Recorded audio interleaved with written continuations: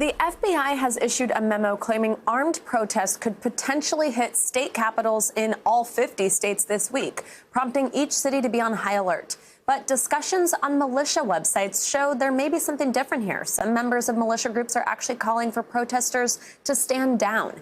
NBC News correspondent Cal Perry joins us now. Hey, Cal, so you've been talking to some self-proclaimed militia members. What are they telling you?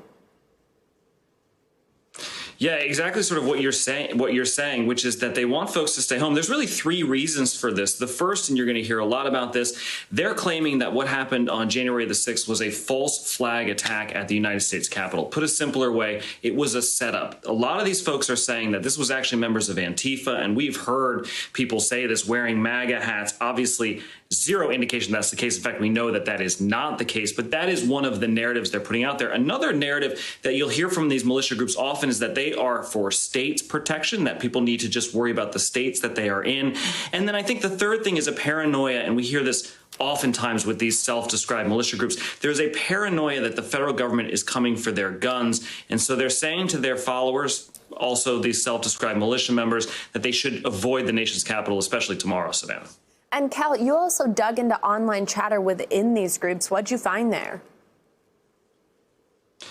What is most surprising about this is that these websites are easily accessible to anybody. They're on the web. They're not on the dark web. It doesn't take any great skill to find them. These are online forums for self-described militia members. That's what we're going to call them here. And we'll put up some examples of some of the things that are on there. And these are like massive chat boards where people can communicate. The first one that we have for you, Patriots do not fall for the trap.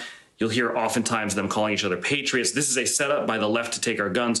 Do not attend any of these events. The next one I think is more indicative of a concern that many people will have when they see this. There's supposed to be a rally in DC on January the 20th. If you are planning on attending, do not go. We have word it could be a trap. It is more important that we protect our state. And then here's the concerning bit.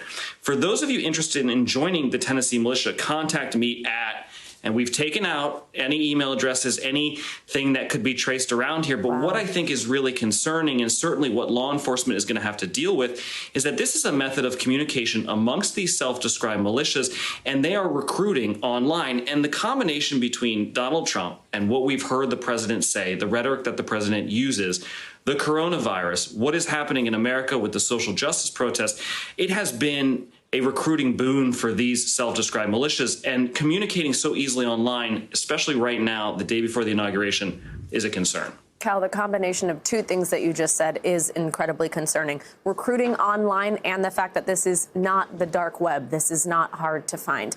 Now, Cal, really quickly here, are there members who still want to protest?